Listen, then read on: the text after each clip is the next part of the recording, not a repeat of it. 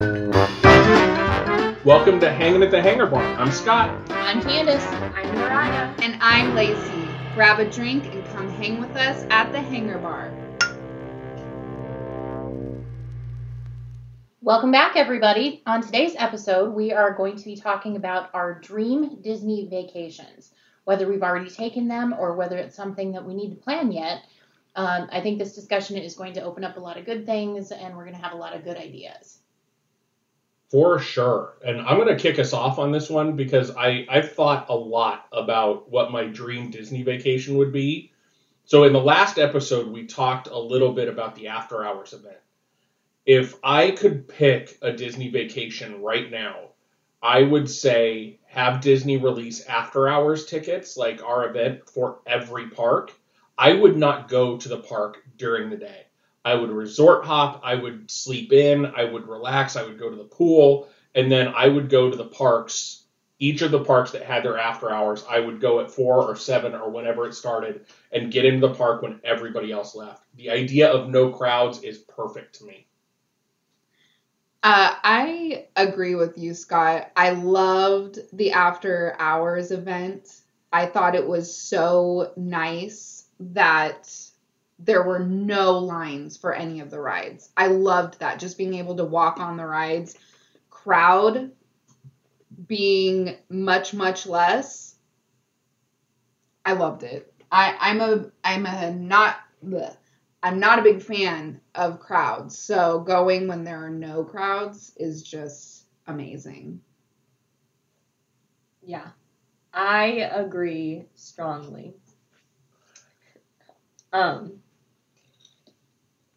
Lacey and I, since it was my first trip, I keep saying, I actually didn't have too bad of experiences waiting in lines. And some of it was nice, but some of it was like, they do the queues so special that, Scott, Candace, and Lacey really wanted me to see a lot of the queues and stuff, but at the same time, in that trip, I think our after hours event was the last night we were there. So at that point, I had already gone to Magic Kingdom and got to ride all the rides I wanted. But, they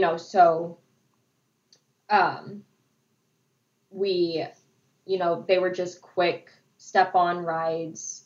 There were a few ones that like Lacey and I rode because we kind of split off into 2 different groups. Lacey and I rode Peter Pan, I think. And it was funny because we had gotten off right as the ride had stopped for like maintenance or something. It broke down or something, and it was right as we were done with the ride, right as we were walking off. It just stopped. Yeah, it was perfect timing. Yeah, you had that happen twice then, because didn't that happen on Splash Mountain for you all too? Didn't that break down? Like Candace and I were going to go on Splash Mountain. Yes. And it was broken down when we were going to go on it. And you said you had just gone on it when it broke down. So we are breaking the rides. Thanks, guys. Thanks a lot.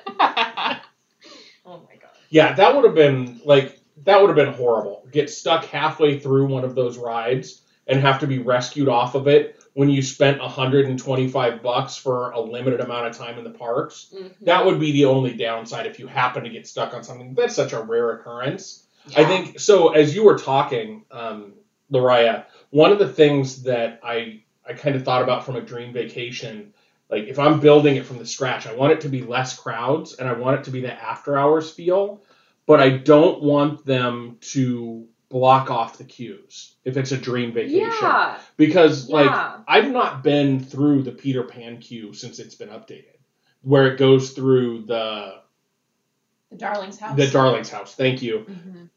That it goes through the Darling's house, and the queue for Peter Pan used to suck. Like, I'm just gonna say it. Like, you sat outside in the sun for 75 minutes to go on a ride that's uncomfortable and kind of boring.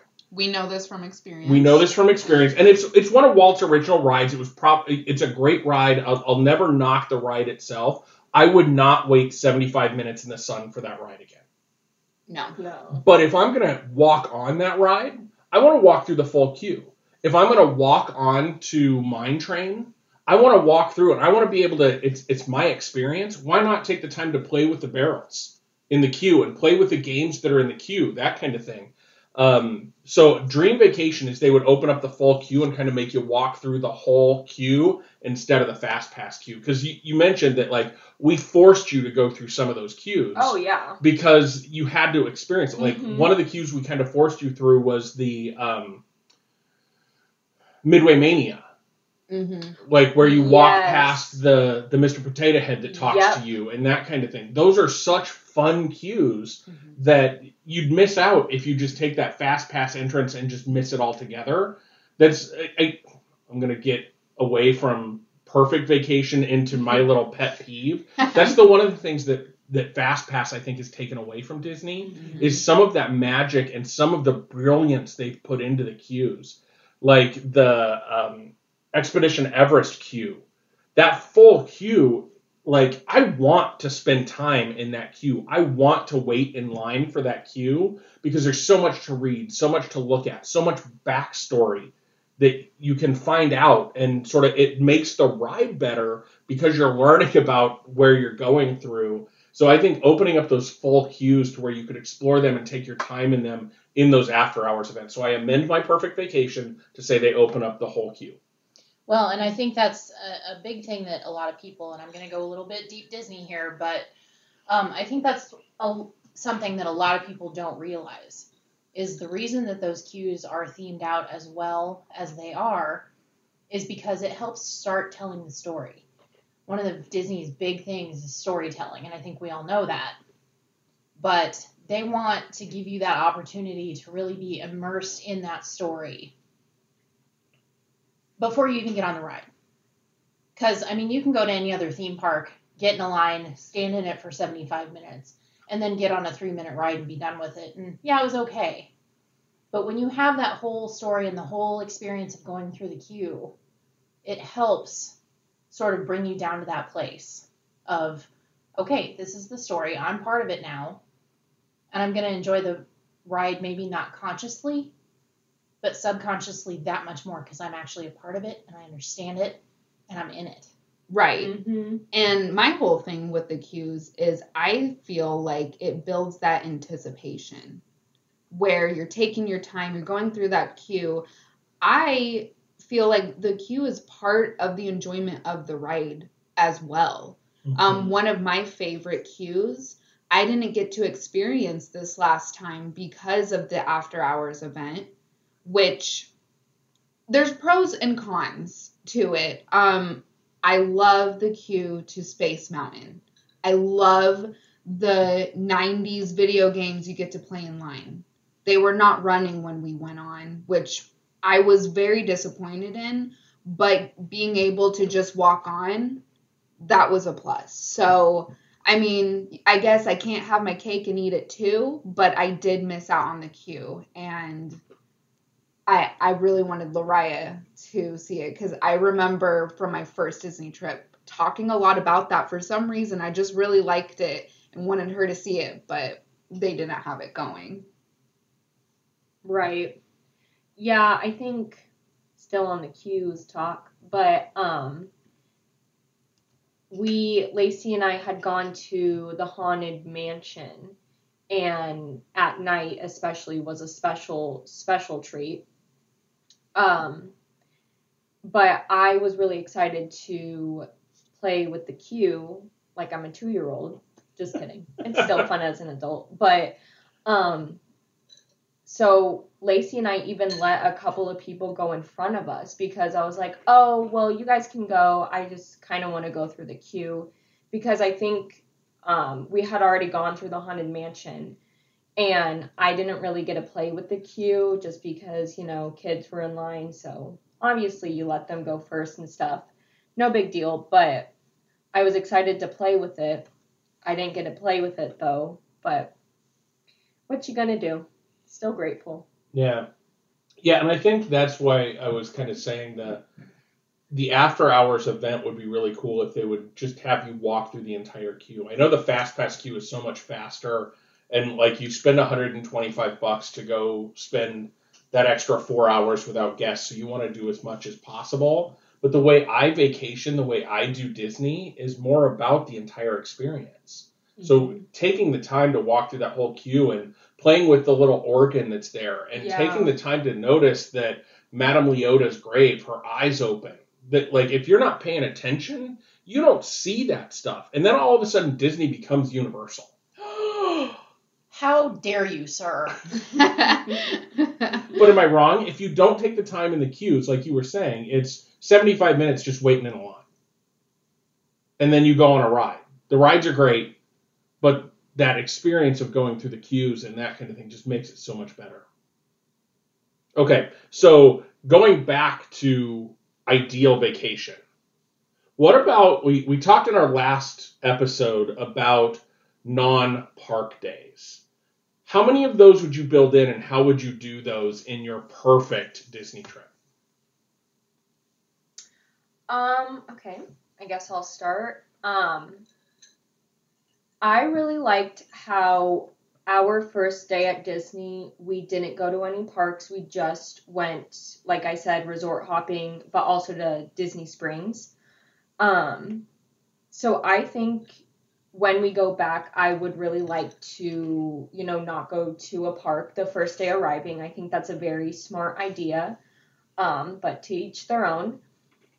And then I think Candace had planned our second relaxing day perfectly, where it's in the middle of the parks, where you just like have a nice day to sit and relax after all that walking and excitement, where you just go do your own thing for a day, and so you're energized for the rest of the trip.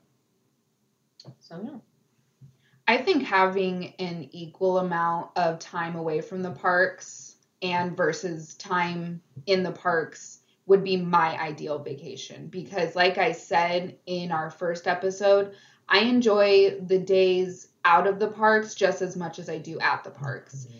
There are pro and cons to both. Like I guess the parks for me, I enjoy more in the morning and at night. During the afternoon, that's nap time, that's pool time, I don't want to be in the hot sun around not millions, but thousands of people. It feels like millions, okay? But I guess that would be mine, and just exploring more where you are, or just like when we went to the Grand Floridian and just sat there. Like, we just went there, sat in the lobby, and just kind of observed our surroundings.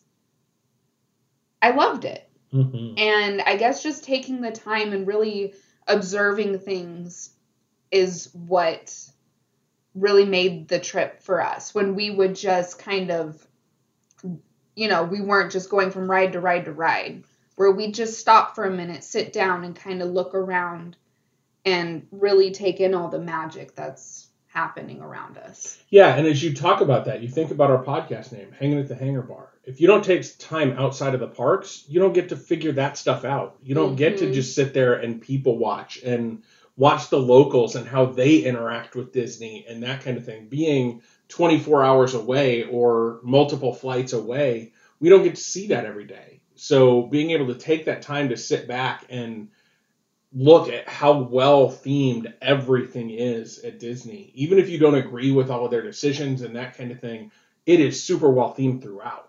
Like, Lariah, this was your first trip, or our first trip was your first trip to Disney. Would you have, let me ask this, would you have done anything differently? Honestly, I don't really think so. I was very, very pleased and impressed with how our trip was, especially for a first timer. And, I have no complaints because it was my first trip and I was so grateful. And honestly, going into it, I really didn't know what to expect. So anything was literally everything. Like, that was a dream come true. Absolutely. So I think the only thing would be I would have liked to try some more quick service restaurants. Because I love going out to eat. I love it so much. But one of the things I did research before we went were some fun quick service places that I was like, oh, I kind of want to try that. But, I think that's the only thing. But besides that, everything was absolutely perfect, and I would not change our first trip for anything. Yeah, that's awesome. And I like what you said about the quick service. Candace mentioned in the last episode that we were on the deluxe dining plan. And again, we'll probably go into more in depth about that in a future episode. But the deluxe dining plan sort of leads you towards table service restaurants. Because of the value that it provides. Mm-hmm. Like if you want to get your money's worth, and I'm using air quotes, out of the deluxe dining plan, you do 3 table service meals a day. Right. You eat breakfast where somebody serves you, lunch where somebody serves you, and dinner where somebody serves you. And we still, the last day of the trip, we're in the gift shop of our resort buying as many bags of snacks as we can because we have so many snack credits left over. So you eat so much with that dining plan. I agree. Like Candace and I have talked our next trip, we probably would not go with the deluxe dining plan. We'd go with the one back from that, just so we could say, hey, let's go feel like we're getting our value at Casey's Corner. Instead of having it be so, like that's all of a sudden an expensive meal, even though you don't have to pay for it out of pocket. You're thinking hot dogs and French fries compare that in value to going to Le Cellier and eating in Epcot, all of a sudden those price points are vastly different. You're like, let's go to Le Cellier. I know it's 2 table service credits, but the table service just provides so much more value. But I agree with you 100% on that dream vacation. You would take that balance between knowing the quick service also are smaller amounts of food, so you can enjoy more of the unique snacks. Candace and I have long talked, and you can add to this, Candace, like when you go to Epcot, we typically go during Food and Wine. We've not ever been able to take the time to go to like each country or each booth and try something. That would be phenomenal as well. Yeah, I agree. I think just kind of to add on what everybody's saying, I would do the whole my dream vacation, the after hours thing, absolutely. Since we're dreaming here, we're going to dream big. I would want to stay in the Cinderella suite inside the castle. Oh, yes. And then after I was finished with the parks, and when I say finished, I mean I will never be tired of them, but tired of being there for a moment. I would go get myself on a Disney cruise ship and take a cruise. Yes. Go ahead, Lacey. No, that's a perfect, future. Yeah, that's a future topic we will get into, but just to mention having that on the tail end of your Disney parks trip, it just do it. No, but to go back what Scott was saying about some of the dining options and Food and Wine, I know this year they've already started the Food and Wine Festival for the year. Really? Because they're trying to make back some of Okay. COVID Makes since sense. they didn't get to have it last year. Gotcha. Okay. And things around the parks and that kind of thing are just changing. But to Scott's point, some of the booths that you walk by during Food and Wine, there's absolutely heavenly smells coming out of them. And you so bad want to go try something. But especially on that deluxe dining plan, and I'm not sorry we did it that way because I think we got to experience a lot of restaurants that we normally wouldn't. Not at all. Morimoto is a perfect example. Yes. But you're just so full because, like I said in our previous episode, it's appetizer, entree, dessert, drink for each person. And it's not like a serving of an appetizer. It's a full appetizer. To yourself. To yourself. Yeah. I mean, of course, we shared when we could. Oh, yeah. Yeah. But, But still, like, you have no room to go to a snack booth at all. Yeah. But, you know, I feel like we've done it and we know how it was. So we'll never wonder how it's like to be on the deluxe. And I don't regret it either. I tried a lot of great food. The service was amazing. I know which restaurants I would go back to, and that the ones that were 2 table credits worth, I know which ones are worth going back to and which ones I wouldn't. And I think having that experience will make future trips even better. Be our guest. Cough, cough, be our guest. Yeah, we've been there for all 3 meals. And Yeah, Candace and I have now done all 3 meals there. And have sat in each of the different dining rooms. We've been in the Rose Gallery, the main dining room, and the West Wing. I've done it. I can say I've done it. I don't need to go back. Right. I agree. I thought it was a fine experience, but honestly, it's not a must-do for me. It's fun, but I think it's more fun if you're a kid, because I feel like when I go to a restaurant, I want the food to be amazing, and being vegan and going there I got like frozen waffles and some fruit, and so it was more about... I know. So it wasn't the best dining experience for me, but it was fun to still be in the Beast Castle. Yeah, if they would have the Beast be there for all meals, that might be better. Like, you can forgive mediocre food. Like, I'll forgive 2 table credits worth of mediocre food because Candace and I have pictures with the Beast from our dinner experience. But they don't do that for breakfast and lunch. It's just the dinner experience that's changed now since we did that. But that was the only redeeming quality I felt for dinner, because like you compared that food versus Le Cellier, 2 table credits, night and day difference. It's like a 5-star versus a 2-star. So when you went to be our guest for dinner, was it not quick service? No. Is that the only meal that is not quick service? Yes. Oh, okay. Yeah, and when we went there, it was a small menu. Mm-hmm. Now it's a pre-fee. Is that how you say that? Mm-hmm. So it's a pre-fee where they say you can choose from these mains and everybody gets these desserts and that kind of thing. When we went, it was, here's 4 entree options, 2 appetizer options, 3 dessert options that you can get. But now they've changed it for the same price to be everybody kind of gets the same thing. Okay. But you get to meet the Beast. So again, I can forget, like your experience with Tusker House, again, kind of call back to our last episode. We didn't have the greatest food experience at Tusker House, but you can forgive mediocre food for the atmosphere and what else you get to do while you're there. So the meeting Mickey and gang in their safari outfits kind of made it to where mediocre food became okay. Mm-hmm. I agree. And also, go ahead. I was just going to say that buffet food is never going to be 5 stars, in my opinion. No, and another thing, and I think Disney does a fabulous job of this in all of the restaurants on property, is the service. Yes, absolutely. And our server at Tusker House and the chef that came out to talk to you, Lacey, I think that probably saved that experience and sort of helped overshadow the mediocrity of the food. I agree.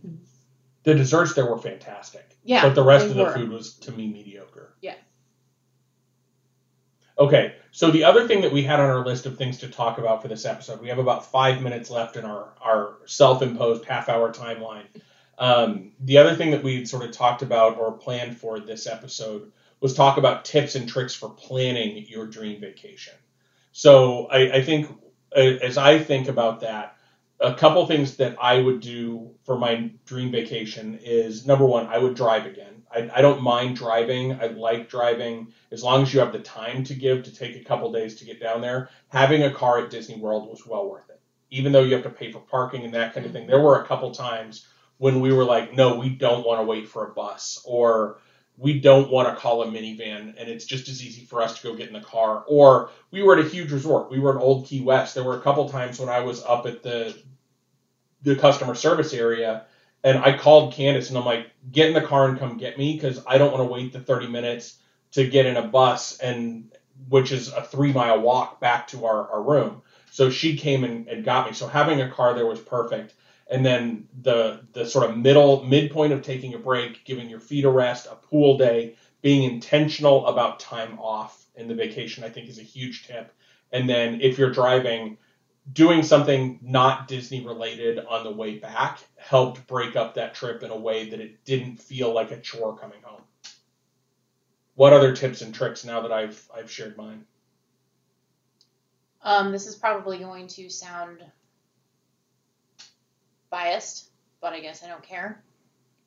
Use a travel professional. There are Disney travel professionals, some specialize specifically in Disney. Make sure that if you're going to work with one, that they are designated as a specialist for Disney destination vacations, because they will help you. They will help you make reservations. They will help you kind of plan out your day based on your travel party and what they want, and not what everybody else in their Aunt Rosa wants. And most of them don't charge anything extra. Like, it's not going to cost you anything above the cost of your trip to use their services. They get paid by Disney, actually, a commission. So that's my advice. My advice is just stop and do what you want to do. If you see something that you want to go look at, or a store that you want to go into, a ride that you want to do, stand in line for that ride. Do it because you want to, not because it's popular. If it doesn't appeal to you, that's fine. Don't do it. But I think doing what you want to do, stopping, taking a moment, exploring. And along those same lines, Lacey, I think it's important to listen to yourself and listen to your body. And if it says, don't go out this morning, take the time to rest and recharge until you're ready to go again. Mm-hmm. Yeah, there were a couple examples of that where you didn't end up going to Epcot with us in the morning, or was it Hollywood Studios? Both. Like, where you just decided to hang out and just chill for a little bit, just let your body recover a little bit. And then you caught up with us and you were better for it. But on the flip side, even at the after hours event, I'm like, hey, I want to go on Pirates. And Candace was like, I want to just sit here. And she went and found a cart, got some popcorn, and she sat and ate popcorn and people watched while I went on Pirates. So just because you're with a group of people doesn't mean you have to do everything together. Like, the four of us split into, for that after hours event, we said, hey, Lacey and Lariah, you two are going to be faster and maybe want to do different things than we want to do, so just go. And we went and did our own thing. Don't be afraid to sort of break yourselves apart from your group and then find ways to regroup and connect and talk about your shared experiences. Agreed. Lariah, what about you? Any tips or tricks as a first-timer? I would say probably just have a loose, kind of go with the flow plans. Like, have your dinner reservations or reservations ready. Have your the days that you're going to the parks ready. But just like Lacey said, just go with the flow. There's no hurry. Like, you want to stop and you want to appreciate what you're surrounded by, and just move forward with the flow that your body is telling you to do. Because there is no possible way to do it all. No, absolutely not. You're never going to see that everything. You're never going to be able to write everything. You're never going to be able to do everything. Yep. Never. No.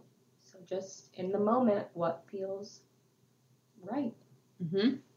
Okay, and that's where we're going to end it for today. What a fantastic conversation. I don't know how much time we spent actually talking about our dream vacations, but it was fantastic conversation anyway. We started where we were and we went where we wanted to go. We kind of circled back around, and it's a great place. So just remember, there's a great, big, beautiful tomorrow, and we will talk to you at the next one. See you real soon.